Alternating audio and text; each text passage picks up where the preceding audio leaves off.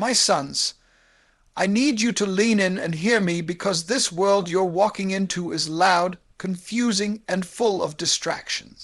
And if you don't anchor your life to truth, the winds of culture will sweep you away. So let me tell you what I want you to know, not just as boys growing into men, but as men called by God to lead, to stand, and to shine. First, I want you to know who you are. Before you can define your career, before you can define your reputation, you must define your identity. You are not who the world says you are. You are who God says you are. This world will try to label you, box you in, and tell you what success looks like. But if you forget that your ultimate identity is rooted in Christ, then every other title, father, husband, worker, leader, will collapse under pressure. Your strength must come from the one who created you. Second, I want you to know that responsibility is not optional. A real man doesn't run from responsibility. He runs to it. You will never rise higher than your willingness to take ownership of your decisions, your family, your faith. Don't be a man who makes excuses. Excuses are the language of the weak. Step up, take charge, and own what God has given you. Whether it's your household, your work, or your influence, understand that leadership is not a privilege. It's a burden, a duty, and a calling. Third, I want you to know that discipline is your best friend. Life will not hand you greatness, it will demand it. And the only way you will rise above mediocrity is through discipline. Discipline in how you use your time, discipline in how you control your tongue, discipline in how you treat women, discipline in how you handle money. The difference between boys and men is discipline. Boys do what they feel, men do what is right. Fourth, I want you to know that character will take you further than talent. The world will celebrate gifted men, but mourn the fall of men with no integrity. I don't care how smart you are, how much money you make, or how charming you become if your character is rotten. Eventually, it will all come crashing down. Guard your heart, guard your name, and guard your walk with God, because character is the currency of trust, and trust once broken is hard to buy back. Fifth, I want you to know how to treat women. A woman is not an object to use. She is a treasure to honor. If God blesses you with a wife, love her the way Christ loved the church, sacrificially, faithfully, unconditionally. And until then, respect every daughter of God as if she were your own sister. The way you treat women is the clearest reflection of the kind of man you are. Don't just be strong. Be gentle, be compassionate, and be consistent. Sixth, I want you to know that your greatest weapon is prayer. Don't ever think that prayer is weak or soft. Prayer is how you bring heaven's authority into earth's battles.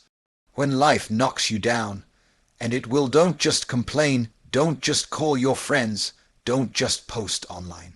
Get on your knees. Cry out to the one who holds the universe. A man who can kneel before God can stand before anything. Seventh, I want you to know the power of legacy.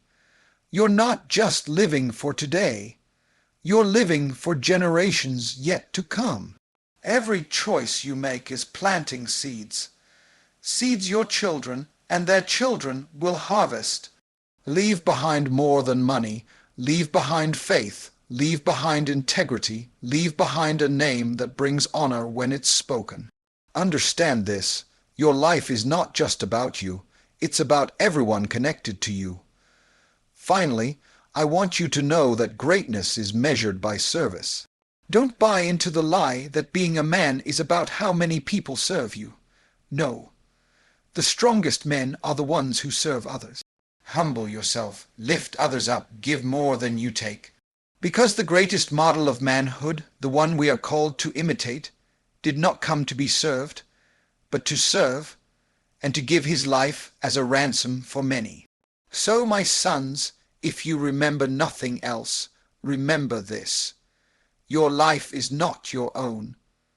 You were made for a higher purpose, a greater calling, and a divine mission. Alive as men who know who they are, whose they are, and why they are here. When we talk about knowing who you are, we are not talking about surface level definitions, temporary titles, or the labels people put on you. We are talking about something far deeper, something that grounds your very existence. The world will constantly try to define you by what you do, by what you own, by how you look, or by the mistakes you have made. It will try to place you in categories that shift with trends, circumstances, and opinions. One moment you will be celebrated, the next you will be criticized. If you are not careful, you will spend your life chasing after an identity that is fragile, unstable, and temporary. That is why it is critical that you know who you are according to the one who created you. Because when you anchor your identity in him, no storm, no setback, and no opinion can erase what he has declared over you. Identity is not just a word. It is the foundation of everything else in your life. If you don't know who you are, then you won't know how to live. You won't know how to treat others. You won't know how to make decisions, and you won't know how to handle trials. A man who doesn't know who he is will spend his life comparing himself to others, mimicking trends, or striving for approval. But a man who knows that he is made in the image of God, redeemed by the blood of Christ, and filled with divine purpose, will walk with confidence even when life tries to strip him of everything else. That confidence is not arrogance. It is assurance. It is the deep conviction that your worth is not for sale, your value is not up for debate, and your identity is not up for negotiation. The first question every man must settle is not what do I want to do, but who am I? Because if you define yourself only by your career, then what happens when that job is taken away? If you define yourself only by your success, then what happens when failure shows up? If you define yourself only by relationships, then what happens when people walk out on you? If your identity is tied to things that can change, then your stability will crumble when those things shift. That is why your identity must be tied to something eternal, something unshakable, something that cannot be touched by the ups and downs of life. God has declared who you are. You are his son, his workmanship, his ambassador, his beloved. Until you see yourself through that lens, you will always struggle to find lasting peace in who you are. When you know who you are, it changes how you live. You don't have to perform to prove your value because you already know you are valuable. You don't have to compromise to be accepted because you already know you are chosen. You don't have to live enslaved to fear because you already know you are protected. The man who knows his identity walks differently, talks differently, and thinks differently. He doesn't measure himself against the standards of the world. He measures himself against the purpose of God. That kind of clarity gives you stability in chaos, courage in the face of opposition, and peace when everything around you is falling apart. But knowing who you are also demands that you reject false identities. The enemy will constantly try to whisper lies about who you are. He will tell you that you are your failure, that you are your weakness, that you are your past.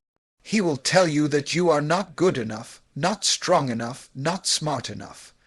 If you believe those lies, you will live beneath your calling. But when you remind yourself daily of what God says, when you root your mind in truth, you silence those voices. Knowing who you are means you don't live by what people say. You live by what God says. It means you don't need constant validation because you already know you are accepted. It means you don't collapse under criticism because you know criticism cannot erase your identity. And when you know who you are, you begin to step boldly into your calling. Identity is always connected to purpose. God never designed you without giving you an assignment, and He never gave you an assignment without giving you an identity to match it. When you know you are a son of God, you start acting like one. You lead with authority, you love with compassion, you live with integrity, and you endure with strength. You stop running from responsibility and start walking in destiny. Knowing who you are gives you the courage to say no to what doesn't fit, and the wisdom to say yes to what aligns with your calling. It gives you the confidence to stand when others bow, to build when others tear down, and to rise when others fall. Responsibility is not something you can afford to ignore because it is the mark of true manhood. From the very beginning, responsibility has been woven into the fabric of who we are supposed to be. When God placed Adam in the garden, He gave him responsibility before He gave him a wife, before He gave him children, before He gave him anything else. He told Adam to cultivate it, to keep it, to manage it. That was a picture for all men to see, that before you enjoy the blessings of life, you must first learn to carry the weight of responsibility. Too many men want the privileges of leadership without the burden of accountability. But it does not work that way. Responsibility is not optional. It is central to who you are as a man. Owning your choices is the first step of responsibility. Life will present you with countless decisions, and every decision will carry a consequence. The immature man blames everyone else when things go wrong, but the mature man takes ownership. He doesn't point fingers. He doesn't make excuses. He doesn't hide behind others. He stands up and says, "This was my choice, and I will deal with it." That attitude will set you apart, because the culture today is filled with people who run from responsibility. But real men don't run, they confront. They understand that responsibility is the weight that builds strength, just like lifting heavy weight builds muscle. Without it, you remain weak and undeveloped. Responsibility also means being dependable. When people look to you, can they count on you to show up, to be consistent, to fulfill what you said you would do? Your word should mean something. If you say you will be there, be there. If you say you will handle it, handle it. A man without responsibility is like a house without a foundation. It may look fine for a while, but when the storms come, it crumbles. Responsibility gives structure to your life and credibility to your name. People respect a man who takes responsibility because they know he can be trusted to carry weight without dropping it. That trust is not built overnight. It is built through daily choices to show up and follow through. Taking responsibility also extends to your family. If God blesses you with a wife and children, they are not accessories to your life. They are assignments from heaven. You are called to lead, protect, provide, and guide them. Too many men abandon their families emotionally or physically because they don't want to shoulder the responsibility that comes with them. But real men don't abandon their post. They stand guard, they nurture, they guide, they sacrifice. Responsibility is not about perfection, it's about presence. Your family does not need you to be flawless, but they need you to be faithful. They need to know that when life gets hard, you will not disappear. You will step up. Responsibility also applies to your community and the spaces where you have influence. It is not enough to think only of yourself. Part of being responsible is recognizing that your life affects others. How you work, how you serve, how you treat people, all of it matters. When you walk into a room, you bring either order or chaos, clarity or confusion, strength or weakness. Being responsible means you take that seriously. It means you understand that you are called to be an example, to model integrity, and to set a standard that others can follow. Even when no one else is watching, responsibility keeps you aligned with what is right because you know that God is always watching. Financial responsibility is another critical area. How you handle money will reveal a lot about how you handle life. A man who is careless with money will often be careless with other areas of his life. Responsibility means you learn how to manage resources wisely, how to plan for the future, how to give generously, and how to avoid waste. It means you understand that money is a tool, not a master, and you are called to steward it well. Irresponsibility in finances leads to bondage, but responsibility leads to freedom and stability finally. Responsibility requires courage. It is not always easy to step up when things are falling apart, but that is when responsibility matters most. Anyone can look responsible when everything is smooth, but true responsibility shows itself in crisis. When everyone else is pointing fingers, you say, "I'll take care of it." When others are running away, you run toward the challenge.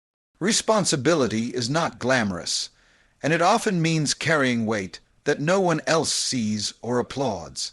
But it is in those unseen moments that true strength is forged. A man who embraces responsibility is a man who can be trusted, a man who can be followed, a man who fulfills his calling. Discipline is what separates boys from men, and without it you will never rise into the fullness of who you are called to be. Feelings cannot be the driver of your life because feelings change, but truth remains the same. A boy lives by how he feels, but a man lives by what is right.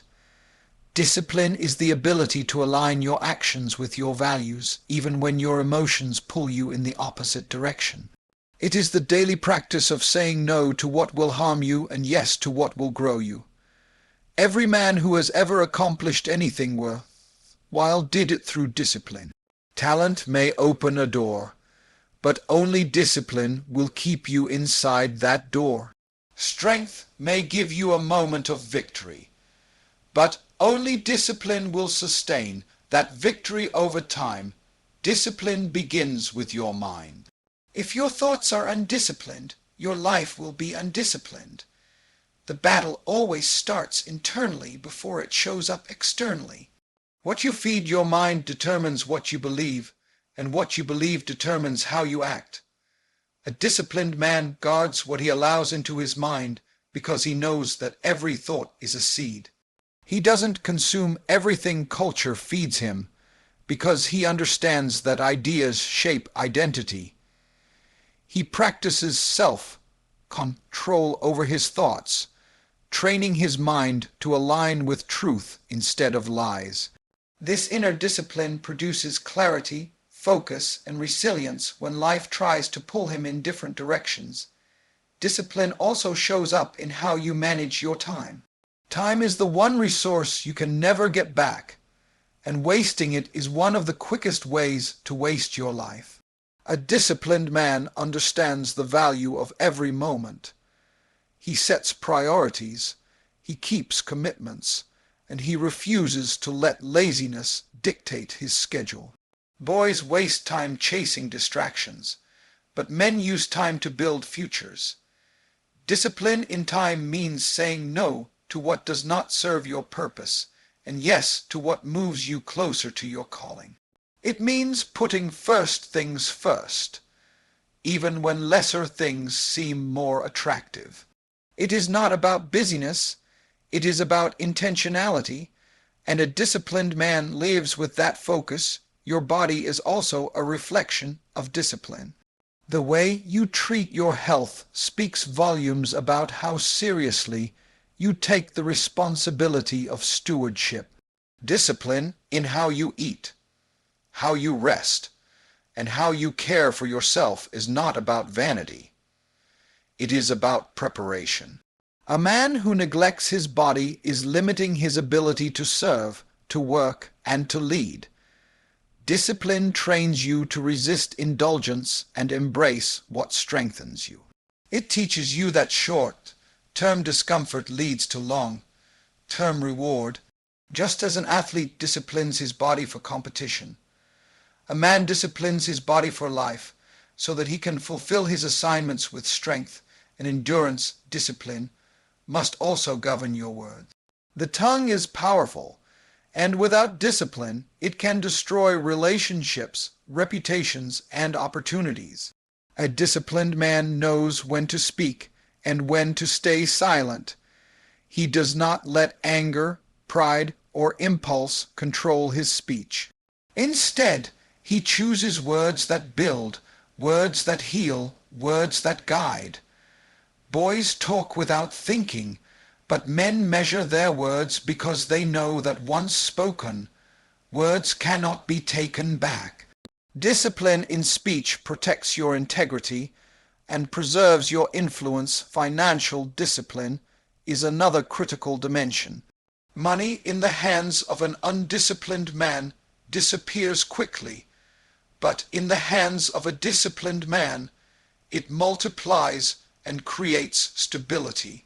Discipline teaches you to save when you want to spend, to invest when you want to indulge, to give when you are tempted to hoard. It reminds you that resources are entrusted to you, not just for your own comfort, but for the purpose of building, blessing, and advancing. Financial discipline requires planning, restraint, and foresight, but it rewards you with freedom and security. Relationships to demand discipline. Without it, you will mishandle people, take them for granted, or use them for selfish purposes. Discipline teaches you to honor others consistently, to set healthy boundaries, and to show love even when it is not easy. It keeps you from reacting impulsively and trains you to respond with patience, kindness, and self-control. A disciplined man values loyalty, practices forgiveness, and resists the urge to burn bridges in moments of anger. This discipline protects the people closest to him and nurtures bonds that endure hardship. Most importantly, discipline is spiritual. A man who disciplines himself to pray, to read, to worship, to serve, is a man who will be rooted when trials come. Spiritual discipline is the foundation of every other area of discipline because it connects you to the source of strength. Without that foundation, discipline becomes willpower, and willpower alone eventually runs out. But when discipline flows from devotion, it becomes sustained by something greater than yourself. You begin to see that every act of discipline, whether in thought, time, body, words, money, or relationships, is a reflection of your obedience to God and your alignment with His design for your life. Character is the anchor of a man's life, and without it, everything else eventually collapses. Talent may get you noticed, skills may put you in the room, connections may open doors, but only character will keep you standing when the pressure comes. The world celebrates gifts, but it mourns the fall of men who lacked integrity. You can be the smartest, the wealthiest, the most charismatic, but if your character is rotten, sooner or later it will be exposed. Character is not built in the spotlight. It is formed in the shadows, in the places where no one is watching. It is in the daily decisions, the quiet choices, and the hidden moments that a man's true foundation is laid. Who you are when nobody is looking is who you really are, and that is the truth that will eventually surface no matter how polished the exterior may appear. Character begins with honesty. A man who cannot tell the truth cannot be trusted, and trust is the currency of every relationship in life. When you speak, people should not have to wonder if your word is reliable. If you say you will do something, follow through. If you make a promise, keep it. Even if it costs you, let your integrity remain intact. Lies may offer temporary escape, but they always leave permanent damage. A man of character would rather suffer for the truth than be rewarded for a lie, because he understands that once credibility is lost, it is nearly impossible to regain. Character is also about consistency. Anyone can act right when it is convenient, but a man of character lives by principle, not by circumstance. He doesn't shift his standards depending on who is watching or what he stands to gain. He is the same in private as he is in public, the same when he is praised as when he is criticized. Consistency reveals maturity because it shows that your actions are not controlled by your environment, but by your values. It builds stability in your relationships, your work, and your leadership because people know what to expect from you. They don't see one version of you today and another version tomorrow. They see the same man. Standing firm humility is another pillar of character. Pride destroys men faster than failure ever could. A man of character does not see himself as above correction, above accountability, or above service. He understands that strength and humility are not opposites. They are partners. Humility keeps you grounded, reminds you that everything you have is a gift, and prevents you from elevating yourself above others. Without humility, success turns into arrogance, and arrogance always leads to downfall. A man of character knows how to celebrate his achievements without boasting, how to use his influence without lording it over others, and how to accept correction without resistance. Respect others is a reflection of inner character. How you treat people who can do nothing for you says more about your heart than how you treat those who can benefit you. A man of character honors people regardless of their position, their wealth, or their influence. He treats the waiter with the same respect he gives the CEO, because he sees value in every person. This respect is not based on status, but on the recognition that every human being carries dignity. Character shows itself in kindness, in patience, in listening when you would rather speak, and in lifting others up instead of pushing them down. Discipline and character go hand in hand.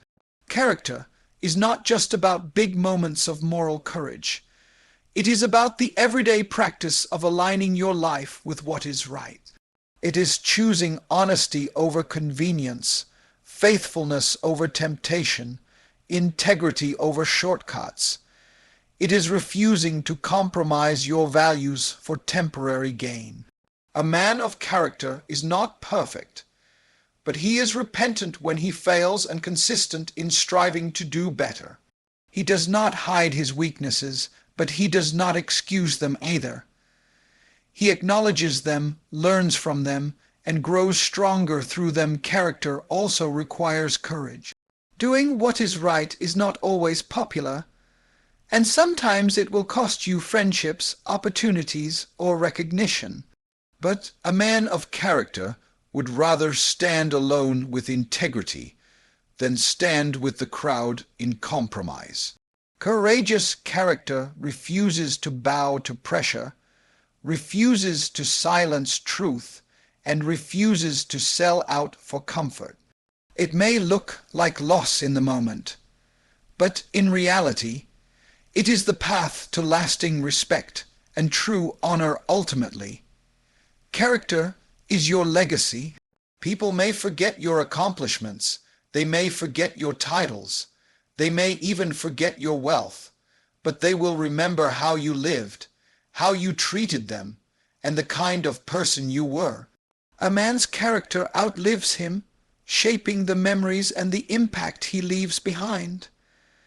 That is why it is more valuable than talent, more enduring than success, and more powerful than reputation.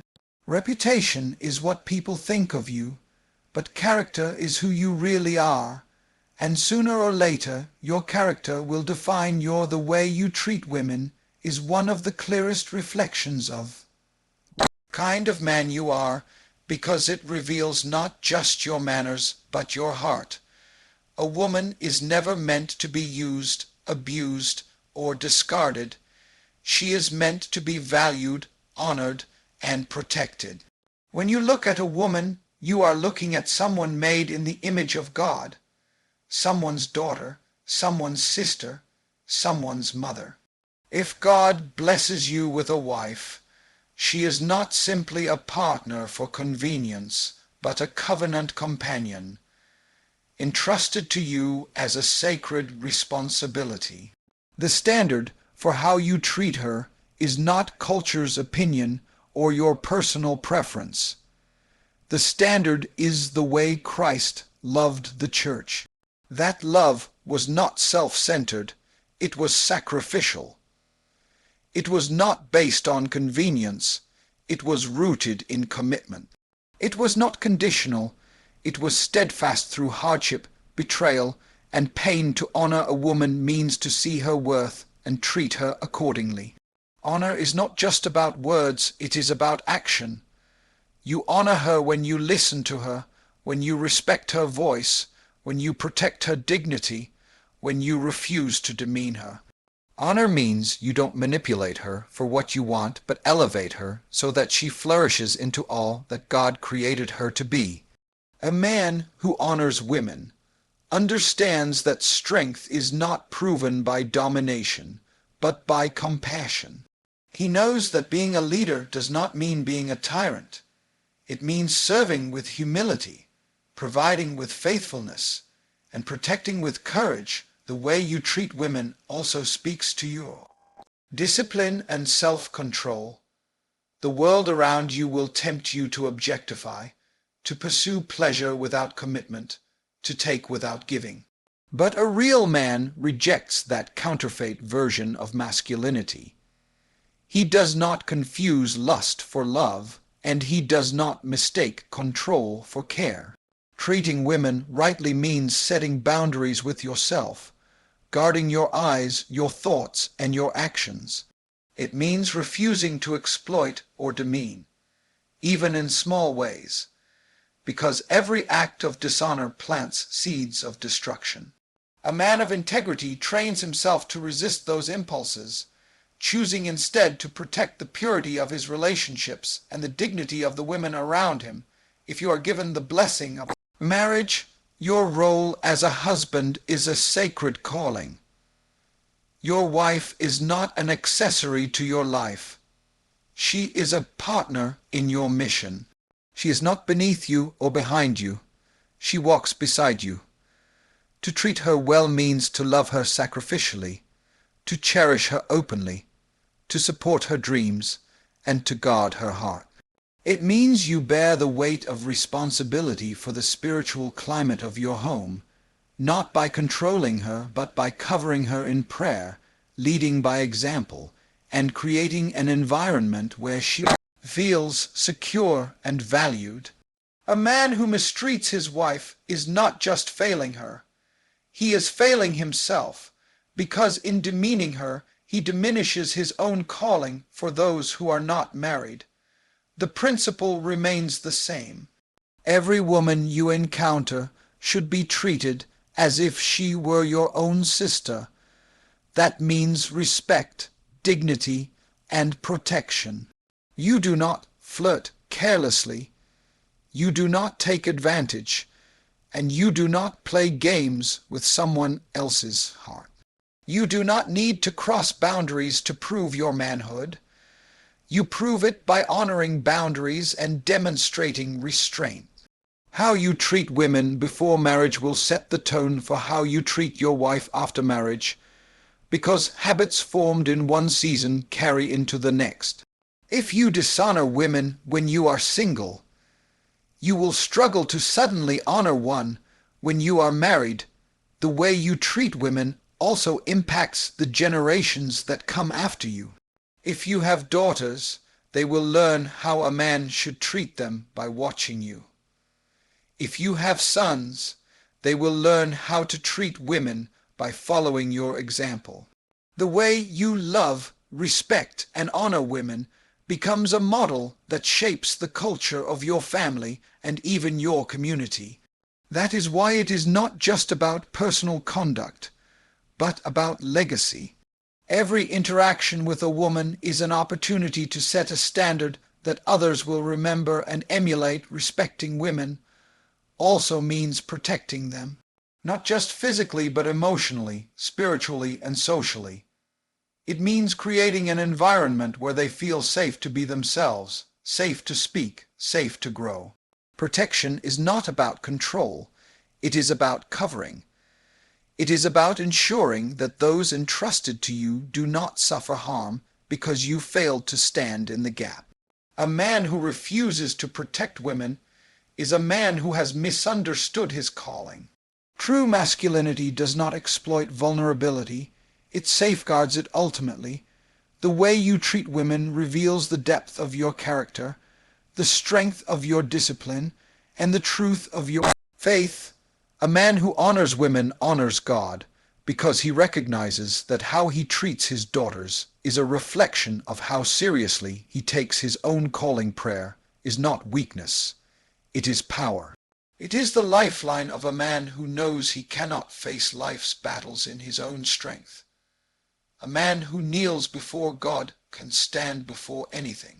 When life presses in on you, when challenges surround you, when the weight of responsibility feels too heavy, prayer is the place where you exchange your weakness for his strength, your confusion for his clarity, your fear for his courage.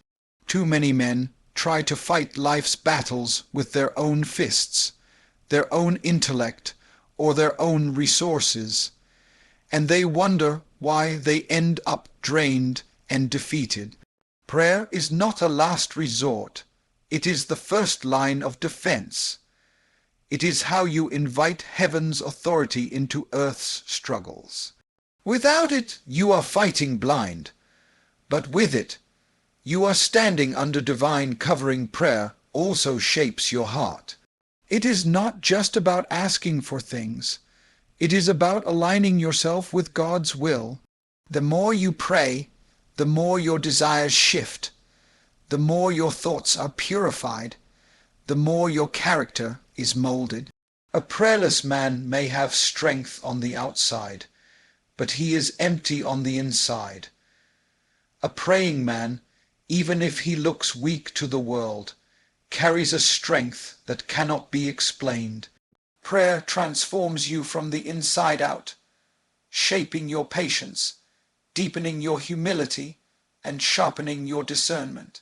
It keeps your heart soft when life tries to harden it, and keeps your mind clear when the world tries to confuse it. Legacy is another layer of what every man must understand. You are not living only for yourself. You are planting seeds for generations to come. Every decision, every habit, every word is a seed, and one day it will bear fruit in your children and their children. Legacy is not just about money or material possessions. It is about faith, integrity, and character passed down like an inheritance. You may not realize it, but you are writing history every day with the choices you make. Your name will either be remembered with honor or with regret, and that memory will shape the future of your family. Building a legacy means making choices that may not pay off immediately, but will bless those who come after you. It means living with the awareness that your life echoes beyond your years. Building legacy requires vision. You cannot pass down what you do not possess. If you want your sons to be men of integrity, you must model integrity. If you want your daughters to know how they deserve to be treated, you must treat their mother with respect and honor. If you want your family to value prayer, they must see you on your knees. A legacy of faith is not built by speeches alone, but by consistent actions that your children witness day after day. They will forget some of what you say, but they will never forget how you lived. Your example becomes their blueprint. Your priorities become their instincts. Your character becomes their compass. Service is the crown of manhood. Greatness is not measured by how many people bow to you, but by how many people you lift up. A man who refuses to serve others is a man who has misunderstood his calling. Service is not weakness. It is strength under control. It is the ability to put others first, to sacrifice for the good of those around you, to use your gifts not just for personal gain, but for the benefit of your community, your family, and your world. The strongest men are the ones who serve quietly, faithfully, and consistently. They do not need recognition to keep going because they understand that service is its own reward. Service also protects you from selfishness.